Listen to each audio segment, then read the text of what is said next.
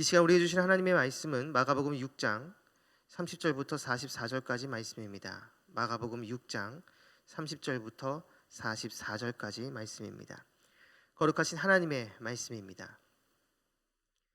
사도들이 예수께 모여 자기들이 행한 것과 가르친 것을 낱낱이 고하니 이르시되 너희는 따로 한적한 곳에 가서 잠깐 쉬어라 하시니 이는 오고 가는 사람이 많아 음식 먹을 겨를도 없음이라.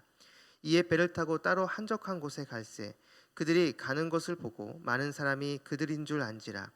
모든 고을로부터 도보로 그곳에 달려와 그들보다 먼저 갔더라. 예수께서 나오사 큰 무리를 보시고 그 목자 없는 양 같음으로 인하여 불쌍히 여기사 이에 여러 가지로 가르치더라. 때가 저물어 가매 제자들이 예수께 나와 여짜오되 이곳은 빈들이요 날도 저물어 가니 무리를 보내어 두루 촌과 마을로 가서 무엇을 사 먹게 하옵소서.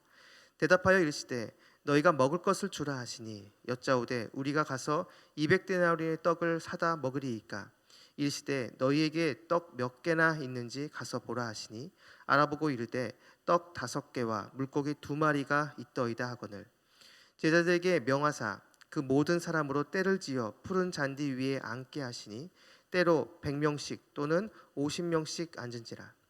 예수께서 떡 5개와 물고기 2마리를 가지사 하늘을 우러러 축사하시고 떡을 떼어 제자들에게 주어 사람들에게 나누어 주게 하시고 또 물고기 2마리도 모든 사람에게 나누심에 다 배불리 먹고 남은 떡 조각과 물고기를 12바구니에 차게 거두었으며 떡을 먹은 남자는 5,000명이었더라.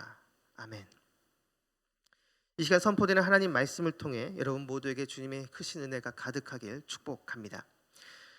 예수님께 파송받은 제자들이 돌아옵니다. 오늘 본문 앞 7절 보면 예수님께 파송받았던 사람들이 자신이 행했던 그 모든 것들을 예수님께 고합니다. 예수님은 바로 이 제자들을 파송해서 바로 예수 그리스도 하나님 나라를 선포하는 복음전도 사역을 행한 것이죠. 오늘 본문에는 바로 이 제자들이 돌아와서 자기들이 경험한 것을 예수님께 고하는 내용으로 시작합니다. 이 모든 것을 들으신 예수님께서는 이 제자들에게 휴식을 주시는데요. 오늘 본문 31절을 보시면 이르시되 너희는 따로 한적한 곳에 가서 잠깐 쉬어라 하시니 이는 오고 가는 사람들이 많아 음식 먹을 겨를도 없음이라. 제자들에게 쉼을 주려고 하셨지만 이어지는 본문을 우리가 계속 보면 이 계획이 물거품이 되는 것을 보게 됩니다. 바로 예수님과 이 12명의 제자들에게 수많은 무리들이 다가왔기 때문이죠. 주님은 자신들을 찾아온 바로 이 무리들, 그 많은 무리들을 불쌍히 여기십니다. 그리고 이 이후에는 우리가 너무나 잘 아는 오병이어 사건이 발생하게 됩니다. 시간이 흘러서 날이 저물어 가자 제자들은 이 많은 무리에게 먹을 것을 사 먹도록 하자고 주님께 이야기를 합니다. 그런데 이 말을 들으신 주님은 37절에 제자들에게 이렇게 말씀하십니다. 대답하여 이르시되 너희가 먹을 것을 주라 하시니. 제자들에게 먹을 것을 주라 하라는 것이죠. 이 말을 들은 제자들은 굉장히 황당해했을 것입니다. 지금 이 모인 그 많은 무리들에게 이 먹을 것을 주기 위해서는 좋기 200데나리온에 해당하는 큰 돈이 필요한데 지금 이 제자들에게는 그러한 돈이 없기 때문입니다. 그러자 예수님은 제자들에게 지금 가지고 있는 떡이 몇 개나 되느냐라고 물으시고 떡 5개와 물고기 2마리로 5,000명을 먹이시는 이 오병이어 사건을 행하시죠. 많은 사람들은 이 오병이어 사건을 보면서 예수님이 행하신 이 기적을 주목합니다. 어떻게 떡 5개와 물고기 2마리로 그렇게 수많은 사람 5,000명을 먹일 수 있었는지 역시 우리 예수님은 대단하다 이렇게 반응을 하거나 오늘 이 본문을 이 구약의 만나 사건 하나님이 이스라엘 백성들에게 주셨던 그 만나 사건과 연결해서 예수님이 곧 하나님이시다 이렇게 말하는 이렇게 본문을 해석하는 사람들도 있습니다. 어찌됐든 이 오병이어 사건은 분명히 이 놀라운 사건임은 분명합니다. 그런데 오늘은 조금 다르게 예수님께서 제자들에게 하셨던 이 37절을 한번 주목하고자 하는데요. 이 37절을 다시 한번 읽어보면 대답하여 이르시되 너희가 먹을 거를 주라 하시니. 예수님의 이 말씀은 사실 그대로 실현이 됩니다. 주님께서 떡을 떼어서 제자들에게 주시고 바로 이 제자들을 통해 이 사람들에게 주도록 했기 때문입니다. 제자들은 무리에게 자신의 손으로 주님께 받은 떡을 나누게 되죠. 저는 이 말씀이 이 오병이어 사건 여기에만 해당되는 것이 아니라 앞으로 제자들이 감당해야 될 사명의 말씀으로 봐야 된다고 생각합니다. 즉 제자들의 사명은 다른 사람들에게 나눠주는 사명이 있다라는 것이죠. 헐벗고 굶주린 자들, 도움이 필요한 사람들은 제자들이 외면하지 않고 바로 그 사람들을 자신의 손을 통해 그들의 필요를 채워주는 사명이 제자들에게 있다라는 것입니다. 실제로 초대교회의 모습을 보여주고 있는 이 사도행전을 보면 교회의 중요한 여러 사역 중에 한 가지가 바로 구제 사역이었습니다. 교회는 어려운 사람을 보살펴주고 그들을 섬겨주는 이 구제 사역을 감당해야 된다는 것이죠. 주님께서 공생 기간 동안 어려운 사람들을 외면하지 않았듯이 주님을 따르는 제자들은 주님께서 하셨던 것처럼 사람들을 돌보고 보살피는 이 구제 사역에 힘써야 된다는 것입니다. 바로 이 사명이 주님을 따르는 제자들 그리고 지금 이곳에 있는 저와 여러분 우리 모두에게 있다라는 것이죠. 우리가 이 사명을 감당할 때 그 능력은 주님께서 주십니다. 오늘 본문에서 제자들은 단순히 통로 역할만 했을 뿐입니다. 그 공급원은 주님이셨죠. 주님께서 만드신 것을 제자들은 그냥 사람들, 그 무리들에게 전달했을 뿐입니다. 우리가 가진 것을 나눌 때 주님은 그냥 보고만 계시지 않습니다. 우리의 필요를 채워주시고 그 사명을 계속해서 감당할 수 있도록 주님께서는 우리에게 끊임없이 부어주십니다. 부어주시면 다시 내가 받은 것을 사람들에게 나누면 됩니다. 바로 이것이 우리와 교회 공동체 주님께서 우리에게 주신 바로 사명이라는 것이죠. 주님은 지금도 교회 공동체를 향해서 이렇게 말씀하십니다. 너희가 먹을 것을 주라. 주님의 이 말씀을 끝까지 잘 감당하는 저와 여러분 우리 말씀상 공동체가 되기를 주님의 이름으로 축복합니다. 다시 본문으로 돌아와서 주님께서 이렇게 놀라운 기적을 행하셨는데 그 첫 시작은 주님께서 무리를 보시고 그들을 불쌍히 여기셨기 때문입니다. 오늘 본문 34절을 보시면 예수께서 나오사 큰 무리를 보시고 그 목자 없는 양 같음을 인하여 불쌍히 여기사 이에 여러 가지로 가르치시더라. 아멘. 큰 무리를 보시고 주님은 목자 없는 양같이 느꼈다라고 말씀하십니다. 그리고 그들을 불쌍히 여기셨다 말씀하시죠.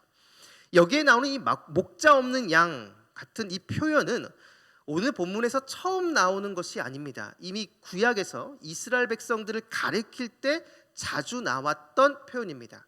그런데 이 구약에서 이 표현의 문맥을 보면 바른 지도자를 만나지 못해서 하나님 말씀을 듣지 못한 이스라엘 백성들을 가리킬 때 이 표현이 나옵니다. 즉 하나님 말씀을 듣지 못한 상황에서 이 표현이 나온다는 것이죠.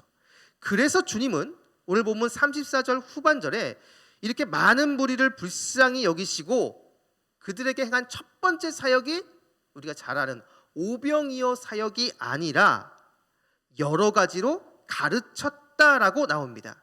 그렇게 가르치다가 시간이 흐르고 흘러서 그들이 배고플 것 같아 그들을 먹이기 위해 이 오병이어 사건을 행하신 것이죠. 결국 오늘 본문의 이 오병이어 사건은 처음부터 주님이 어떤 계획하셨던 것이 아니라 하나님 말씀을 듣지 못하는 이스라엘 백성들이 불쌍해서 그들에게 하나님 말씀을 가르치다 시간이 지나서 행하신 사건이라는 것입니다. 그렇게 본다면 오늘 이 오병이어 사건은 어찌 보면 부수적인 것이고 실제로 주님은 정말 이스라엘 백성들에게 가장 필요한 것이 무엇인지를 아셨고 그것을 공급하셨다라고 할 수 있습니다. 바로 그것은 하나님의 말씀입니다. 앞에서 성도와 교회 공동체의 사명 중 하나가 바로 어려운 사람들을 도와주는 구제 사역이라고 말씀을 드렸습니다. 맞습니다. 교회 공동체는 바로 어려운 사람을 도와주는 이 구제 사역을 감당해야 됩니다. 그런데 사실 이 구제 사역은 세상 사람들도 행하는 것입니다. 사람에 대한 연민, 사람에 대한 사랑을 이야기하면서 세상에 있는 여러 구호 단체들도 이 구제 사역을 감당하고 있죠. 교회 공동체도 이러한 구제 사역을 감당해야 되지만 이것보다 더더욱 힘써야 할 것은 바로 하나님의 말씀을 전하는 사역입니다. 그것이 가장 중요한 사명인 것이죠. 오직 교회 공동체만이 행할 수 있는 본질적인 사명이 바로 하나님의 말씀을 이 세상 가운데 선포하는 것입니다. 복음을 전하는 것이죠. 그 복음을 전하기 위해 사실 이 구제 사역도 필요한 것입니다. 복음이 빠져버린 구제 사역은 세상에서 행하는 선행과 하등에 다를 바가 없습니다. 어떠한 차이점도 없는 것이죠. 교회 공동체와 성도는 복음을 위해 존재하며 그 복음을 전하는 사명이 있습니다. 자신의 정체성을 이 복음과 연결시키는 존재가 바로 성도, 교회 공동체인 것입니다. 오늘 본문에서 주님은 이 오병이어 사건 직전에 제자들에게 너희에게 줘라, 너희가 줘라 이렇게 말씀하셨습니다. 이 말은 단순히 먹을 것을 주라는 것이죠. 하지만 주님께서 말씀하신 이 말씀은 그냥 단순히 물질적인 필요나 먹을 것을 사람들에게 주라는 것을 의미하지 않습니다. 바로 예수 그리스도 복음을 줘야 합니다.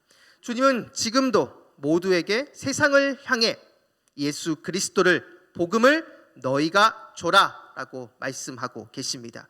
그 방법에 있어서는 여러 가지가 될 수 있겠지만 분명한 것은 교회 공동체와 성도는 바로 세상에 예수 그리스도를 증거해야 되는 사명이 있다라는 것이죠. 바라기는 이곳에 계신 여러분 모두가 오늘 이 말씀 기억하시면서 주변에 어려운 사람을 외면하지 않고 주님의 사랑으로 대해주고 섬겨주는 모습이 있기를 바랍니다. 그리고 주님의 몸된 교회 공동체만이 줄 수 있는 것, 바로 예수 그리스도, 바로 이 복음을 전하는 사명을 끝까지 감당하시기 바랍니다. 그렇게 했을 때 우리 모두가 언젠가 주님 앞에 서는 그날 주님으로부터 인정받고 칭찬받는 바로 그러한 모습이 있기를 주님의 이름으로 축원합니다. 기도하겠습니다. 사랑이 많으신 아버지 하나님, 주님의 마음을 본받아 주변에 어려운 사람을 외면하지 않도록 도와주시옵소서. 주님의 사랑을 흘려보내는 은혜의 통로로 쓰임받기를 원하오니 우리 모두를 주님의 도구로 사용하여 주옵소서. 그리고 우리들이 세상을 향하는 주님의 복음의 편지가 되기를 원합니다.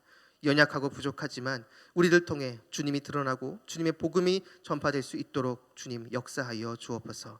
감사드리며 예수님의 이름으로 기도드립니다. 아멘. 이 시간 다음과 같은 기도 제목으로 기도드리시겠습니다. 지금 들은 말씀이 내 삶으로 이어지게 하옵소서. 방역당국과 의료진들에게 지혜와 능력을 주시고 모든 국민들이 하나가 되어 코로나19 증가 추세를 막아주옵소서.